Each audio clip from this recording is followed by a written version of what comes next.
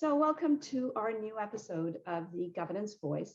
As you know, at GPC, we are continuing to research and explore trending and pressing governance topics to equip governance professionals to support, guide, and influence their boards and organizations. So in today's episode, I am really delighted to have Sarah Keys, who is CEO of ESG Global Advisors, an organization that works on bridging the gap between companies and investors on material, environmental, social, and governance factors that drive long-term value, including climate change. And Sarah is a climate change expert. She has over a decade of work experience as a thought leader, consultant, and auditor. Prior to joining ESG Global Advisors, Sarah was a principal at CPA Canada, where she produced research, thought leadership, and guidance for companies to integrate climate change considerations into business strategy, risk management, governance, and reporting. I met Sarah back in 2018 when I invited her to deliver a keynote address at our annual conference in Victoria, which was titled Climate Change, the Next Frontier for Corporate Governance. And fast forward to now, August 2021, and what she shared in that presentation never rang truer as it does today. Just this week, a new report came out of the UN Intergovernmental Panel on Climate Change, sounding the alarm on the dire climate crisis at hand. And we can see it unfold as heat waves and other climate events develop more frequently than ever. And we can all agree that, that it brings this issue to a head now more than ever, and it needs to be on the minds of all businesses and their leaders, not just high emitters. Climate change is a systemic risk with the ability to impact nearly every sector of the global economy. What is also really key for businesses is to understand how mainstream investors, lenders, insurers, rating agencies, and regulators are seeking enhanced climate-related information. And back in 2018, Sarah stated that less than 1/3 of companies made specific disclosure of board or senior management oversight of climate-related issues. I asked her before recording this session if the dial had moved at all since, and it appears that it has not done so noticeably. At GPC, we want to explore this topic further as governance professionals have an opportunity to demonstrate leadership by proactively contributing to global best practices through supporting their boards and organizations. So this podcast will provide an overview of relevant trends and developments related to climate change and discuss the implications for corporate governance professionals and their boards. We will discuss what climate looks like based on the type of organization, sector, tangible examples of how it can impact circumstances on a micro and macro level. We'll look at what risks are organizations facing specifically and what challenges and targets need to be considered. What these challenges actually present for boards, senior management, and the distinction with the roles that they should each be playing, and how the governance professional can fill the gap between the two. So, Sarah, without further ado, let's dive in as we have so many things to discuss, and we're really eager to hear your insights. So my first question really is climate governance has been a hot topic for a number of years. But in the past 12 to 24 months, the conversation has really accelerated in the corporate boardroom. What has prompted this shift? So thanks so much for having me on the podcast today. I'm delighted to be here and following up on our discussion from that keynote address in 2018. And indeed, we have seen an incredible acceleration in terms of attention to the issue of climate change within corporate boardrooms. And I suspect that governance professionals across the country are starting to grapple with this issue and how they most effectively play that role in liaising between senior management teams and the board. So I would say that the COVID-19 pandemic has really put a spotlight on the interconnections between the economy, our society, and the environment. A recognition that COVID-19, of course, being a human health issue, a societal issue that had significant ramifications for the global economy as we had to shut down all sorts of businesses, limit travel to try and contain the virus. And I think what it's done is it's really highlighted the real financial risks of intangible issues that require global collective action to mitigate and address. And what I mean by that is no country could address the COVID-19 pandemic alone. And what we've seen is both companies and investors seeing the parallels between the COVID-19 pandemic and the impacts on our economy and overall financial stability with climate change. And this being another big global issue that requires collective action. It's intangible and it's a lot of unpredictability and uncertainty. We're going into new territory, very similar to how we've had to respond to the COVID-19 pandemic. So it's given us a bit of a moment to pause and reflect. And a lot of conversations we've seen are around this notion of building back better. Do we want to go back to the environment and society and economy that we were in pre-pandemic? Many have said the old way of doing things is no longer socially acceptable. We've all had a lot more time at home to be thinking about issues like climate change and broader environmental, social, and governance issues. And so we see more attention now being placed by broader society on environmental and social issues, but with this growing focus on the climate crisis. And as you noted, Lynn, the landmark report coming out of the IPCC just this week really illustrated the urgency and the scale of change required in order to address climate change. In fact, we've really only got less than 20 years to keep global warming below that 1.5 degree threshold. And just for our listeners, I think the temperature degrees get thrown around a ton. What it really translates into for you as the governance professional is that once we go past that 1.5 degrees, the level of uncertainty with respect to catastrophic climate change increases significantly. So we really want to limit it to 1.5 degrees so that we can actually wrap our arms around these risks, understand, mitigate, and adapt. So it's systemic, it's global, and it's not only an issue for high emitting sectors, as you said. I think it's really important just to note here for all of your listeners, you might be sitting as a governance professional, supporting organizations in industries that are not high emitting. Maybe they're not in the natural resources sectors. Maybe you're in technology-based or services-based solution. I think it's really important to also recognize the impacts of the physical risks of climate change coming in the form of extreme weather events. And the IPCC report really highlighted the spike. And I think certainly, from a Canadian perspective, we have started to see the impacts of a really long and severe wildfire season that started in Canada. And we've seen the impacts on people and organizations in terms of their ability to adapt to this growing frequency and severity of extreme weather. Lytton, BC would be your best example here, where we've seen record-breaking temperatures causing wildfires, but also significant health consequences. And that means a lot for services companies who maybe their talent isn't able to get to and from work or able to actively engage with work because of health-related issues. Yeah, it paints a very dire picture, doesn't it? And I think everyone does need to understand the impacts and how they can be a part of the solution. So, and it's often difficult to understand in practical terms how climate change does impact, their strategy, risk management, and performance. So maybe you could provide some examples of how climate change could impact the governance of companies operating in different sectors, for example. Absolutely. So I'll start with some of the traditional sectors, and then we'll kind of move into some examples of maybe some of those we don't traditionally think would be impacted by climate change.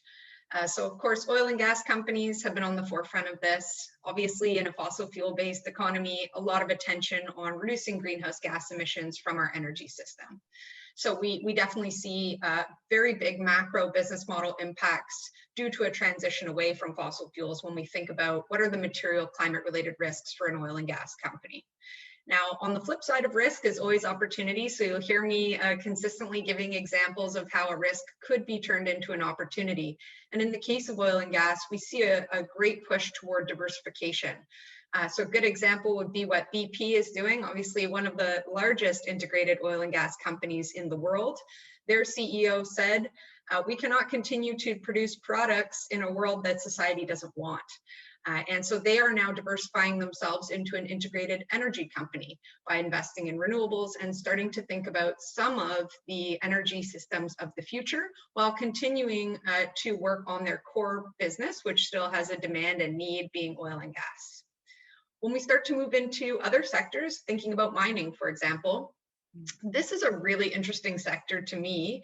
Obviously, we do see a lot of energy and water consumption in mining operations, very much so dependent on natural resources. But there are an incredible number of opportunities for mining companies as we think about the increasing demand for precious metals. And the reason we're going to see an increasing demand is as we try to transition away from fossil fuel-based transportation, for example, we're going to need more and more of these precious metals for electric vehicles, for the batteries that are required to power the new vehicles of the future. These are things like lithium and copper that are expected to grow in demand. So we see a lot of mining companies addressing this dual challenge of needing to be more resource efficient and reduce their energy consumption and be thoughtful about where they're getting their energy from. So we see a lot of mining companies deciding, for example, to do on-site renewables to help power their operations and get themselves off of diesel fuel. But we also see tons of mining companies seeing the opportunity for increased demand for these metals and actually thinking about this in the context of M&A. So actually trying to diversify the metals that they mine. But moving into some of the less traditional sectors, I think mining and oil and gas always are top of mind when we think about climate change. Yeah. But there is such a growing focus in real estate. Now, this one's super interesting to me. Buildings not only are a huge emitter and huge consumption of energy, of course, that is important when we think about energy efficiency and greenhouse gas emissions associated with buildings. But if you think about really high value real estate, a lot of us want to be on the coast, for example. And so now we're starting to see the growing impacts of the physical risks, the need to adapt, to build resilience. These are the types of strategic risks that real estate companies are thinking about. And it's not just those who are, for example, like the Fairmonts of the world who have hotel chains all along coastal real estate. It's also those that invest in real estate, so income trusts, REITs. They're increasingly thinking about their climate-related risks in their portfolios and what companies need to do in order to address things like coastal erosion and extreme weather so that they don't have things like service interruptions or damages to their real assets. So real estate is a growing focus in the climate change space. But I also want to switch gears and talk about another important sector to Canada's economy, being agriculture. We see both opportunities and challenges associated with climate change for the Canadian agriculture sector. And what's really interesting is our agriculture sector is really built of a lot of small scale farmers, family-owned businesses. These are the backbone of Canada's economy. We see a huge threat coming from extreme weather. One can imagine that a big drought or a significant flood can result in crop failures. And in many cases, crops are on an annual basis. Loss of a significant crop has an immediate and material impact on agriculture companies' revenues. And that is a huge challenge that we see companies addressing. The flip side of this is an increased growing season. There are some predictions that in Canada, we could become the breadbasket of the world as California starts to experience more and more drought. Canada is actually one of the few countries in the world that's expected to have an increased growing season and potentially higher crop yields as the world warms.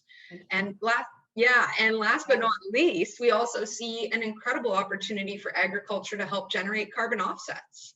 So sequestering carbon in soil through enhanced practices is another opportunity for agriculture companies. As we think about putting a price on carbon and we think about the idea of using offsets, there's going to be a great demand from hard to abate sectors like oil and gas and industrials like cement and steel to purchase some of these offsets from agriculture producers. So that could actually be an opportunity for a new revenue stream. I want to touch on retail because I think supply chain is something that's top of mind for all of us when we think about COVID-19. Retail and fashion, fast fashion in particular, has been under the gun when we think about the greenhouse gas emissions associated with producing textiles. Now, this is often outside of our borders, but companies are increasingly being asked to take accountability and responsibility for their supply chain emissions, meaning their scope 3. And this could be significant for retail organizations. It could have all sorts of consequences in terms of the costs of abating greenhouse gas emissions all the way down to those suppliers. So if you think about, let's say, a luxury goods company that uses a lot of leather, when I say supply chain, I'm talking all the way down to the farmers who are raising the cattle that are used for that leather and thinking about the methane emissions coming from those cattle. So data is going to be a challenge here. And we also see the impacts of physical climate risks for the retail sector. So you've got a global supply chain. Maybe you need cotton coming from India. India faces drought. You can see the connection immediately in terms of price volatility and the ability to actually access some of these raw materials, the need to diversify their supply chains and identify new sources of raw materials where we may see more and more disruptions due to extreme weather events. And last but not least, I want to talk about those that finance it. This might be the biggest opportunity, the biggest growing area that we see. So why are all the big banks starting to set these climate change goals? Why are all the big banks starting to set sustainable finance commitments? Simply because they're lending to all the institutions I just mentioned.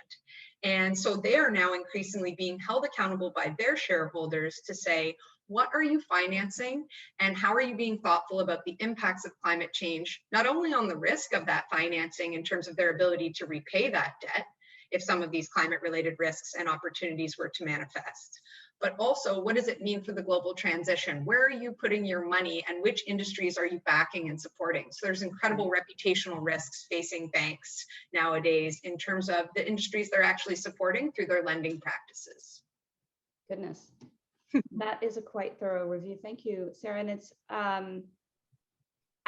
to what extent are these sectors recognizing the risk that they face? I think that this is not necessarily an analysis that everyone has come to full realization about. Is there, from your vantage point, are you seeing a recognition of these risks from these different sectors?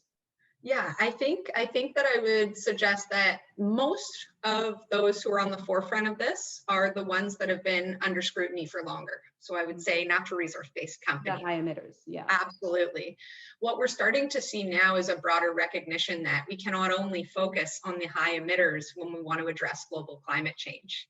And so we're starting to see an awakening to the fact that climate-related risks and opportunities are indeed material, they are real, they're core to business strategy, risk, and governance. But it's early days, and it's early days in North America. A lot of them are just starting out, and in terms of kind of, for your listeners who might be working in some of these industries that are not in the high emitters, some of the examples that I gave, I would suggest the first place to start is really to assess the materiality of climate-related risks and opportunities. And that's going to be dependent on your sector. It's going to be dependent on where you operate. And it's going to be dependent on your core business model and strategy. Where do you see the organization going? And how might climate change help or hinder the achievement of those goals? Yeah. And you know, which sectors would you say have made the most progress to date? And are there examples out there that companies who are just getting started should be looking to for guidance and benchmarking? Absolutely. So I think it's important to always have an aspirational peer that you look at when you do benchmarking, and recognize that it's a journey of progress, not perfection. So I often, when I'm working with my clients, peer benchmarking is a big part of how we assess materiality of climate-related risks and opportunities. But I'm always cautioning them, let's put in the best-in-class leader, but especially if you're a small or medium enterprise with far fewer resources than some of these large global companies, always remembering that you need to walk before you run, and that your shareholders are completely empathetic to that as well. They recognize that you're not going to have the same level of resources. So a few examples, I think oil and gas, we've seen some of the energy super majors leading the way, BP, Shell, absolutely on the forefront. When we think about mining, I feel that mining companies are really starting to wake up to this. We work with an incredible number of mining companies who are just getting their arms around this notion of ESG. One of the really interesting things with mining, and I would suspect it applies to a lot of other industries, is you're probably doing a whole lot already that's core to your business, core to your social license to operate. You just probably haven't termed it climate. You probably haven't identified it as ESG. So things like extreme weather have always been important for mining companies, but it's about thinking about where are we today and recognizing that the historical performance is not necessarily reflective of the future. But when we think about some of these other companies, you know, agriculture, retail, agriculture, I love talking about what Nutrien is doing in Canada, an incredible leader when it comes to all things ESG. What Nutrien is doing from an agriculture standpoint is they're actually working directly with the farmers that they work with and they say, okay, let's help you with a carbon management program. Let's help you with some of the tools, education, and resources that you need to reduce carbon in your operations. So that's a really great example of a Canadian leader. On the retail side, I would say Unilever is always the favorite global example. They're a very purpose-driven company. Paul Pullman, their former CEO, a global leader in sustainability and a fantastic speaker as well. But Unilever's, got a benefit of advantage, many years of experience. So always important to think about that if you are a small retailer looking for best practice. But last but not least, I've been incredibly impressed with the rapid focus on climate and climate finance by our financial institutions. All of our large Canadian banks have formal sustainable finance commitments. They are keen to deploy capital in a way that is going to facilitate the transition to a low carbon economy, while also protecting some of the most important sectors for Canada. So take a look at what TD is doing, RBC, Scotiabank, BMO, they all have these big targets set. They're enhancing their disclosure, and they're really taking a walk before they run approach and collaborating. So I think no one has all of the answers yet. They're still trying to figure it out, but I see a lot of great examples of Canadian leaders that we can look to. Thank you very much, Sarah. I think that's going to be very useful to our listeners. Let's switch gears a little bit. We hear a lot of companies and investors committing to the net zero by 2050. And Canada has enacted legislation to achieve this goal at a national level. Globally, if I'm not mistaken, almost 200 countries have committed to net zero by 2050. So can you tell us a little bit more about net zero and what does this mean in practical terms for boards and governance professionals? All right, a great question, a big question. So let's first say, okay, what is net zero? Because I think a lot of the time we're throwing around the term and we don't even necessarily have a clear understanding of what it means. So I really want to emphasize the word net in net zero. So it's not absolute zero emissions by 2050, but the net is reflective of the fact that we either need to offset the remaining emissions or sequester them. So there are a couple of different technologies that we use to get there, but the net is just to note that it's really about the balancing of the emissions going into the atmosphere and those that are able to be sequestered, so you get to that net zero by 2050. The reason it's important and the reason it's our North Star is net zero by 2050 is the pathway to limit global warming to 1.5 degrees. So that's the connection, right? We have the 1.5 degrees as the Paris Agreement goal.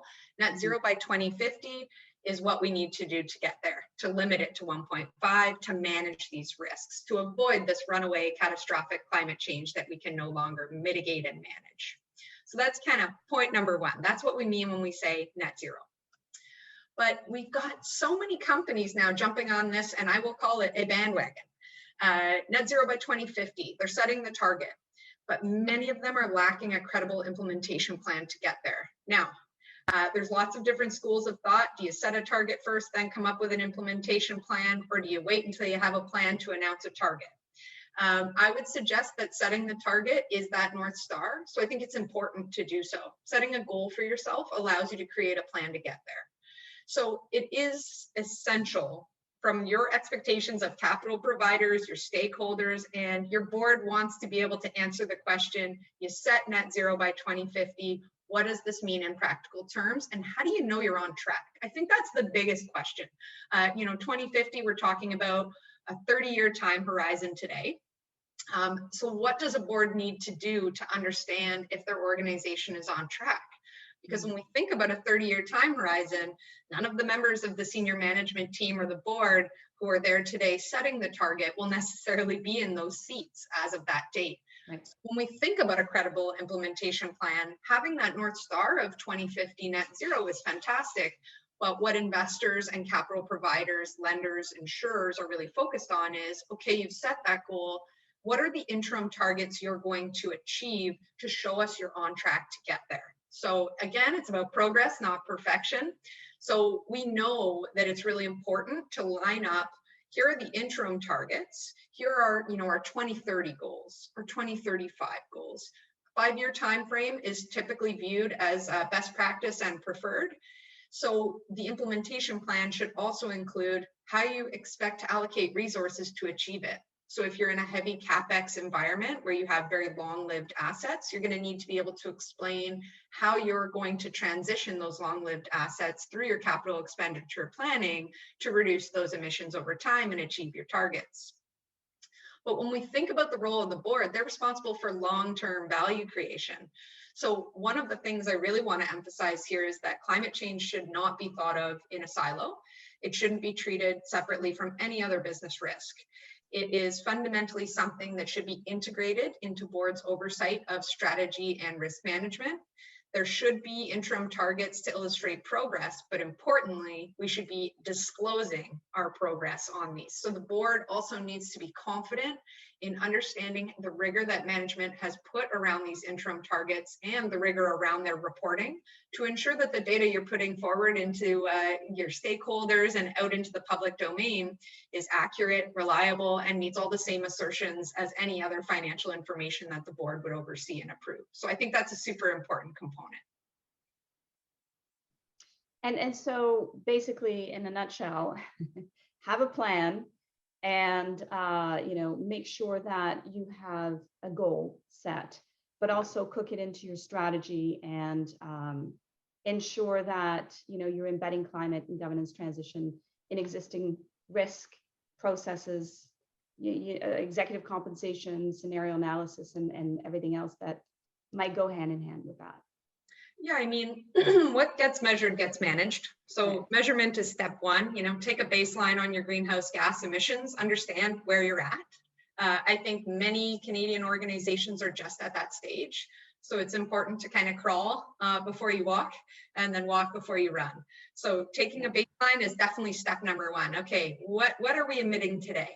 And then getting a sense of, okay, if we want to get to net zero by 2050, what would that really entail? Well, how would we know if we're on track for that? I think those are the strategic discussions that management teams are having. And in terms of the distinction between the role of management and the role of the board and how the governance professional can play that critical role here, is management should be coming up with this plan. It's management who should be identifying and assessing their climate-related risks and opportunities and putting it in front of the board for their review and input, right? For the board to validate that, be a sounding board and challenge it as necessary, because this is new territory. But the governance professional plays this essential role in the middle, helping to ensure a flow of information at the right time, at the right level to the board. Now, this is not an easy task. I work with a number of governance professionals in trying to strike this right balance. And I do want to note, it really depends on the dynamics that are already existing in the boardroom. So I think sometimes the board wants to be actively engaged. If you have a board that's really bought into this and interested in being involved, maybe you include them in a workshop to identify your material climate-related risks and opportunities. Whereas maybe if the board is more deferential to management, wants to see management coming up with a pretty robust plan and wants to have something to react to, then maybe you kind of do this workshopping with management and bring that information up to the board at the appropriate time. So governance professionals have to apply a lot of judgment and can bring that knowledge of the existing culture and relationship between management and the board to actually moving the dial on climate. Because I will say one of the biggest challenges is positioning. Right? This is an entirely kind of new territory. Very few corporate directors would say they are experts on climate. Very few management teams would say the same. So the governance professional has that opportunity to strike that right balance and help right-size it for their organization and their culture. And so what are some of the considerations that the board should be thinking about in terms of what does it translate into practical terms? How do you embed this in practical terms in your strategy, in your executive compensation? What are some of the things that you're seeing happen that are actually moving the dial on not just setting a goal, but putting in some metrics along the way and perhaps even some interim targets? Can you talk a little bit about that? Absolutely. So really, there are two key ways that we see boards seeking to ensure that this is embedded, right? And ultimately it is up to management to do the embedding, but it's really important to satisfy the board that you've done it thoughtfully and that they understand how it's embedded, because otherwise they're not going to be able to effectively oversee it. So the first thing that we see a lot of boards doing, particularly in relation to net zero, is asking management to conduct a climate change scenario analysis exercise. Now, this is challenging. It's a forward-looking set of scenarios to test business resilience and potential financial results under different climate conditions. The data is still developing to do this on a robust quantitative level. And we see a lot of collaborations happening on a global scale, with companies trying to work with others in their sector to come up with robust methodologies that are suitable to the unique circumstances of the industries in which they operate. So when we talk about scenario analysis, this is an opportunity for the board to oversee how management is evaluating how the business will actually address their material climate-related risks and opportunities under different scenarios. So if we actually hit net zero by 2050, what does our business look like in that future world? What about if we blow right past it? What about if we actually end up in 3 to 4 degrees of warming? What would our business look like then? And as you can imagine, those risk profiles will look quite different. And what your business actually looks like will be quite significantly different. So the board needs to get comfortable with the assumptions, right? No one has a crystal ball. So what's really important is that management is able to defend and credibly identify their assumptions, why they've selected certain scenarios, what are the key assumptions that are underpinning those scenarios, and ultimately, why did they not select other scenarios? I think this is really important because there are so many scenarios out there. So the governance professional has this very challenging job of trying to translate a very robust exercise that would be done by the management team into something digestible for the board to understand. And so we see back and forth a lot around scenario analysis because it's not quite fully developed. So companies start qualitative. My advice to you is start qualitative. The value of this is simple. It's just simply to get folks thinking about the fact that the world might look significantly different by 2050. So what does it really look like? What does it mean? It's going to spur some really important conversations at the board level and give you a sense of the level of ambition of the company.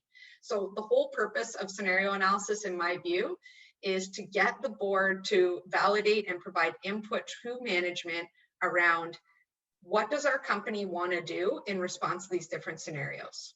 So getting a sense of just how do we want to mitigate this risk? So if this were to happen, what would we do? And so it's really an if and conversation because no one has that crystal ball. Right. Obviously it's a very tedious exercise for boards to undertake. So they certainly have to embark on a long-term journey, and not seeing it as a short-term investment really is to your point, they're not going to be on the board in 2050. So what does that look like for the future of the organization? Yeah. Let's now maybe switch gears a little bit and also talk about how mainstream investors, lenders, insurers, rating agencies, regulators are seeking enhanced climate-related information, and what does that mean for organizations in terms of what are some of the reporting frameworks, and how are they going through that kind of minefield? Because there's quite a few different protocols, from what I understand. This is one of the biggest challenges for organizations is sifting through the range of different reporting frameworks that are out there. So to date, because we haven't had mandatory requirements around climate change disclosure, a whole bunch of voluntary frameworks have popped up over the years to try and fill this information gap. And so we are chatting at a really interesting time. I think we're on the precipice of seeing a real change here. Yeah. So we've got all sorts of standards that have been out there for a long time, things like the Global Reporting Initiative, which are used by most of the S&P 500 for their sustainability reports. But they tend to address a whole broad range of stakeholders. They're thinking about materiality in a bit of a broader perspective, thinking about information that might be of interest to communities, governments, and a whole variety of broader stakeholders. But when we think about this more narrow audience of investors, capital market participants, lenders, insurers, financial regulators, they remain laser focused on financial materiality. So, and when I say financial materiality, I'm using that same definition that we think of for financial reporting. So any information that would reasonably change an investor's decision to buy, hold, or sell the security.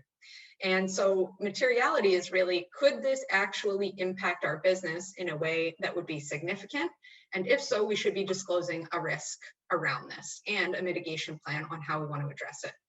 So the leading and gold star framework for all climate change disclosure is the Task Force on Climate-Related Financial Disclosure. So TCFD, it's probably an acronym that your listeners have started to hear more and more about.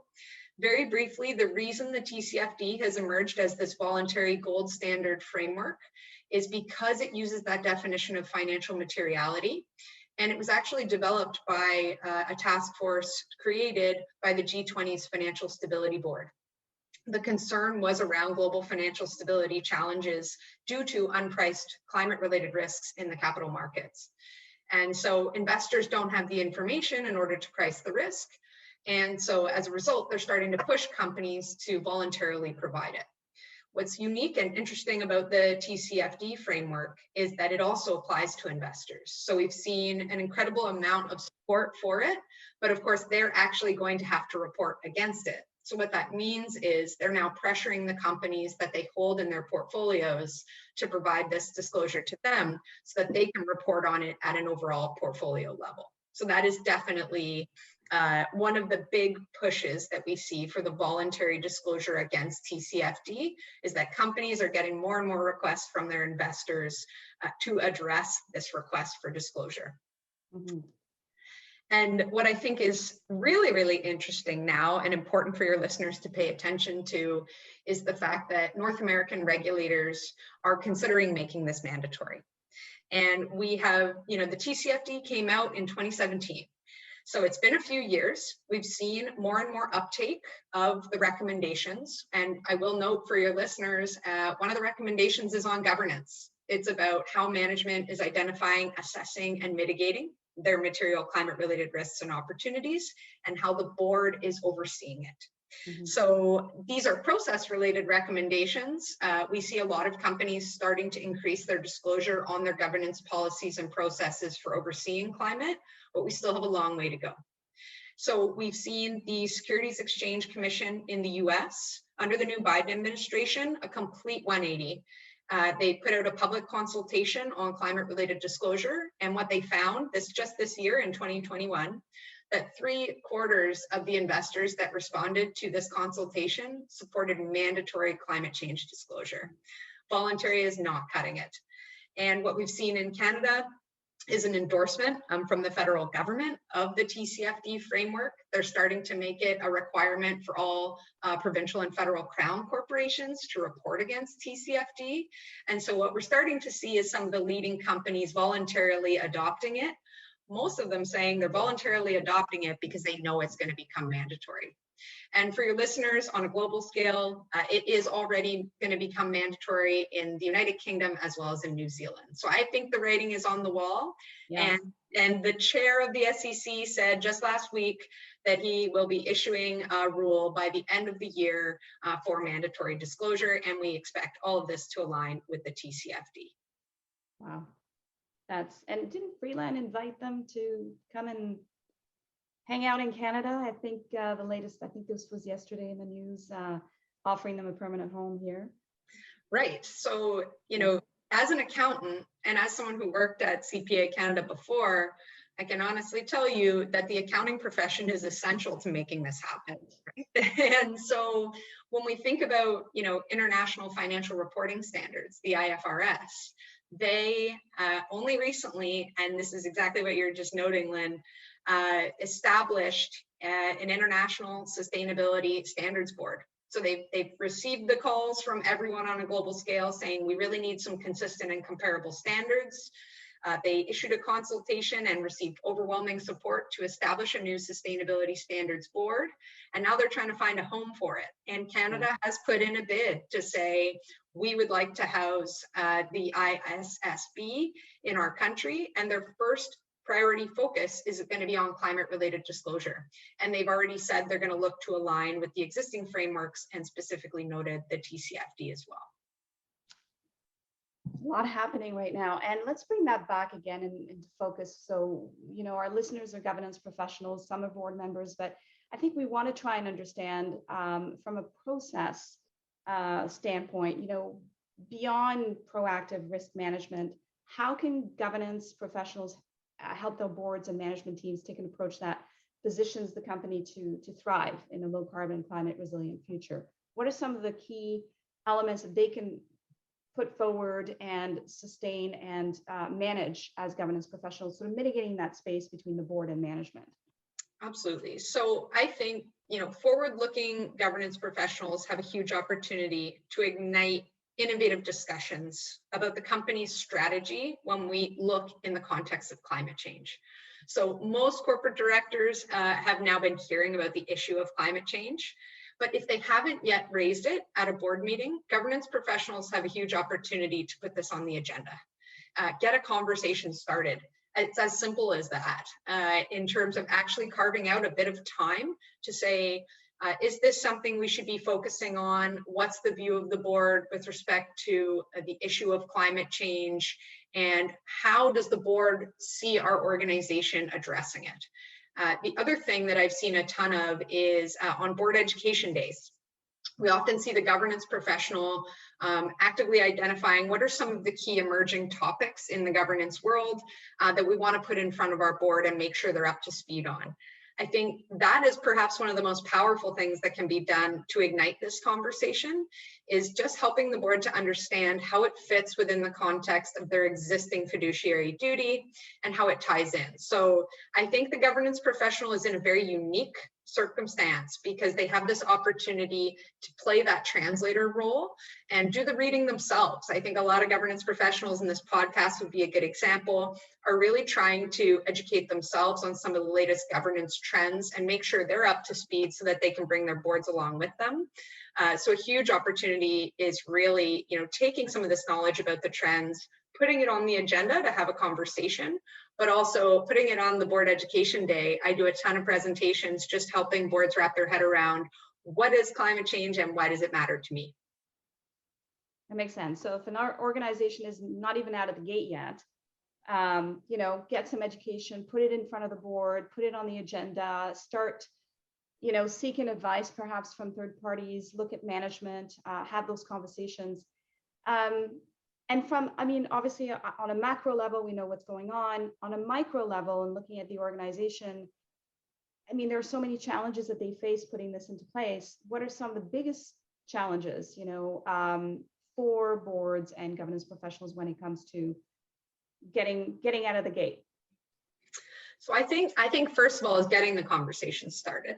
So I think the governance professional, if your organization has not started yet, that's definitely number one. So putting it on the agenda is huge.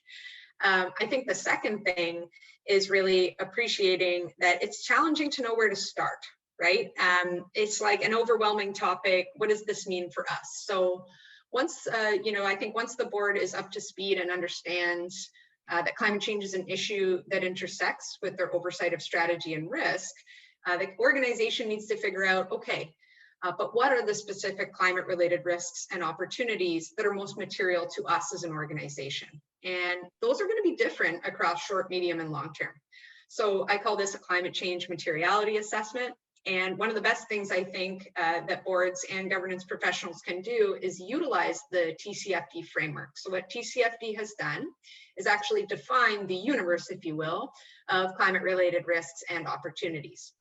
So they've got transition risks, which are all related to the transition to a net zero by 2050. And then there are physical risks associated with the increasing frequency and severity of extreme weather and overall global average temperature rise. But they've also defined some really interesting opportunities, things like resource efficiency, new markets, new products and services. So using the TCFD framework and actually assessing the risks in the context of your unique organization. So thinking about, okay, what does this mean not only for our sector, but where we operate? Are there any laws and regulations that are moving toward addressing some of these risks and opportunities? Policy and legal is often a big risk for companies that are operating in jurisdictions where they're putting in place new requirements to reduce emissions. So doing a bit of a mapping of the climate-related risks and opportunities and trying to assess their materiality is a critical starting point. Because that's going to help you focus your resources. We can't undertake everything all at once. To have a strategy means to really focus on those top priority risks and opportunities and actually integrating them. But one of the biggest challenges here is that when we look at traditional enterprise risk methodologies, they don't fit really nicely with the issue of climate change. And there's actually kind of three big reasons for that. The first one is that we don't have a ton of data on climate. So historical data, not that useful for the forward-looking assessment of climate-related risks and opportunities. We're kind of entering into a whole new realm here. So that's a bit challenging. So that's where I often make the crystal ball reference, because the old data, we love using old data to predict the future for most risks. And in this case, it just doesn't fit. Now, the second thing is that it's difficult to quantify. So even if you kind of identify a forward-looking risk and say, yeah, you know, we are in a high emitting sector, so any increased policy or legal requirements around reducing emissions could be material for us. But if we don't quite know how much it might cost, or we don't quite know how much our emissions might be in the future, it's kind of difficult to quantify it. So that's another challenging one. It doesn't really fit within the traditional thresholds of materiality, where a lot of enterprise risk frameworks will have quantitative thresholds. You know, anything over $1 million we care about, anything under we don't. So it doesn't really fit there. So these are some of the challenges that we start to see when we try to do a materiality assessment, is getting comfortable with the ambiguity and the lack of hard and fast data, which is challenging for boards. And that's why I say one of the best things we can do is helping them understand the underlying assumptions and having them test the credibility and accuracy of those. And what about reputational impacts? What are some of those? I mean, there could be so many, obviously, employee attraction, retention, productivity, customer preferences. What are some of the things that you're seeing out there in terms of reputational risk vis-a-vis addressing or not addressing or not stepping up for climate risk management? Yeah, it's a critical question, because increasingly the reputational impacts are becoming financially material. And so we saw quite the proxy season this year. We saw ExxonMobil having a surprise upset from a small activist investor who actually booted and managed to get, you know, new directors on the board related to climate change specifically. So we've actually started to see some serious governance consequences of not addressing some of these reputational risks over time. But beyond the investors, I think increasingly we see millennials and younger generations seeking to work with organizations that align with their values. And so if you think about, you know, some of my opening remarks, the COVID-19 pandemic has really put a spotlight on this. In fact, it was really interesting as the federal government was putting together its 2021 budget. They surveyed Canadians and said, what are the most important topics to be top of mind for our budget? And in the top two was addressing climate change and the low carbon transition. So public opinion has shifted. So this is no longer just kind of something in the niche for only, you know, as they say, the tree huggers care about.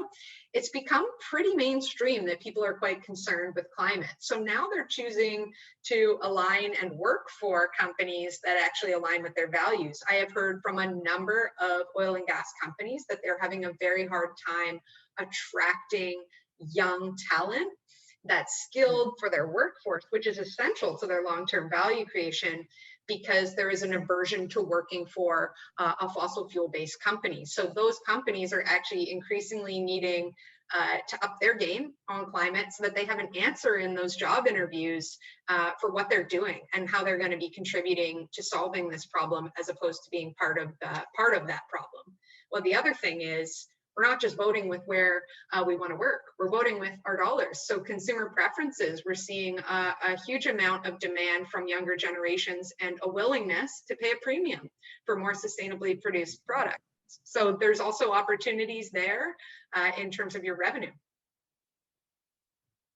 So Sarah, what practical tips or takeaways could you offer our listeners on this topic, specifically vis-a-vis the role that governance professionals can play to enable their organizations in climate governance?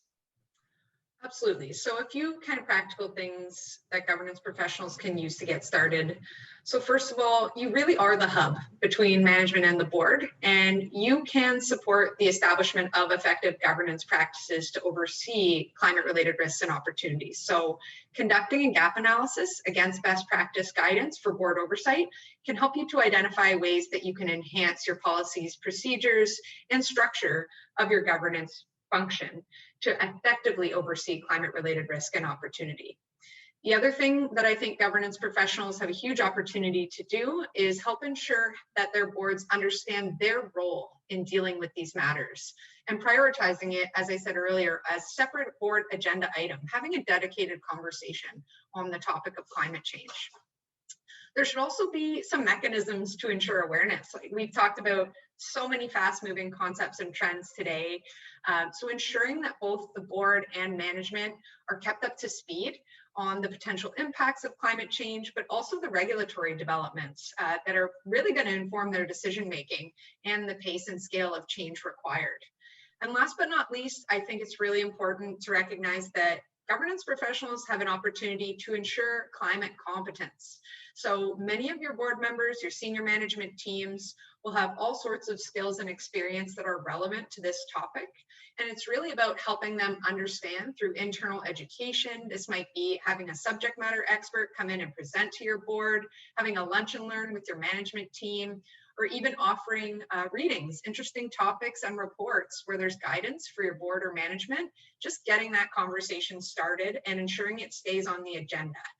Because this is an issue that's not going away, so it's not a one and done. So I think governance professionals have that opportunity to ensure that it's a recurring topic of discussion and that it's always considered in each of the conversations where it's relevant. Definitely. Thank you. That's very helpful. Yeah. It's quite a minefield, and I think it's so necessary, and the conversations that we're having are very, very timely and very important. And I think we could speak for hours on this, but we're running out of time. So perhaps the last point is that I think regardless of the issue, one of the best strategies to start the journey for change is education. You know, finding ways to educate boards and governance professionals on the risks, challenges, and opportunities, and where we can find some useful insights. I mean, for one, I do want to point out that GPC offers an annual conference on ESG, focusing on the governance and on the role of boards and the governance professionals. Our last event was in September 2020. We still have the event recording, which we'll link to the podcast page. We'll link some other resources that you've mentioned, the TCFE framework, and other links that will be very useful to our listeners. But where else can our members or their boards find education opportunities on climate change and resources to get them started onto their journey? Absolutely. So there's no shortage of free resources out there. That's the good news. Now it's about finding the ones that are most useful and specific to the role, right? Mm-hmm. So just a few thoughts on where to look. So obviously Governance Professionals of Canada has been a leader on this. We also know that the Institute for Corporate Directors is doing a whole lot more. So they're obviously the institute that certifies corporate directors in Canada. And there's two areas that we see them working on. So for those of you who might be considering going through that program or interested in becoming a corporate director in the future, the program that the ICD has with Rotman now includes an ESG and sustainable finance module within the core program. And so that is now something they're starting to integrate, and that does have quite a focus on climate. And then for those who already have the designation or maybe sit on boards of directors, the ICD is also a member of the World Economic Forum's Climate Governance Initiative. They've just launched what they call Chapter 0 in Canada, and they're actually going to be producing a whole suite of courses and modules for corporate directors on the topic of climate governance. So there'll be a fundamentals course, a deep dive on strategy, a deep dive on risk, and a deep dive on disclosure and reporting. So stay tuned for those courses. But in terms of the actual practical tools and resources that are out there, Chapter 0 through the World Economic Forum has a whole bunch of readiness assessments that you can use to work with your board, a bit of a checklist of what are the best practices for establishing effective governance practices to oversee climate-related risks and opportunities. So you could actually take that checklist and work internally with yourself or directly with your board to say, okay, where do we see some gaps between us and best practice here? There's also some amazing resources coming out of the Canadian Climate and Law Initiative, the CCLI. They've got a number of resources for corporate directors and fiduciaries to help explain the link between climate and the role of the board and senior management.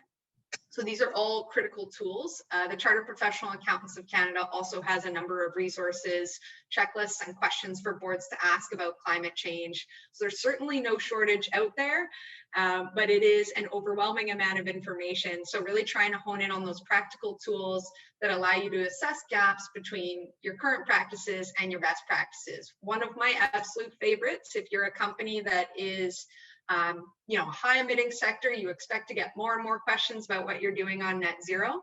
Take a look at the Climate Action 100 Plus Net Zero Company Benchmark.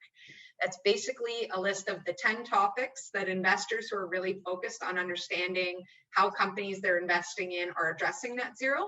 It'll give you a really good roadmap for what they're going to expect in the future, and hopefully proactively set your board up for success so that they are able to answer those questions when they do come, if they haven't already. Fantastic. And we'll get all of these links from you, Sarah, so we can post them. And I want to add also that the governance professional, GPC has its own certification program for governance professionals, 3 modules where we do go into CSR, sustainability, and ESG, and the role of the board. And the purpose is to equip governance professionals to ensure boards have effective practices in sustainability oversight. And we touch on best practices in environmental, social, and governance practices. So those, again, really important education opportunities. We have our annual conference coming up next week, where we have a number of sessions addressing these topics, and again, at a high level, but great touch points for those that are looking for information and current trends. So I think those are all really good places to start and to have them on your radar. So, I mean, given the urgency of climate change issues, it is so essential that business leaders set a strong tone at the top on climate change, and that boards and governance professionals are knowledgeable and actively engaged in creating a strategy, or starting to create that strategy to address climate risk. So, well, thank you so much, Sarah, for speaking with us today. It was a pleasure sitting down with you to chat. And we'd like to thank our listeners for their support of the podcast. We hope that you've learned a lot from this episode. I sure have. And if you're enjoying this podcast, feel free to follow and like and share our episodes. So also, if you need to get more information about Sarah and climate governance, again, I mentioned we will have more information on the show notes of our episodes. So, and to learn more about Governance Professionals of Canada and what we do to support the governance professional, please visit our website at gpcanada.org. And so, because at GPC Governance Matters. And so thank you again, Sarah. Thank you to our listeners, and we look forward to our next episode. Take care. Thank you for having me. You're welcome.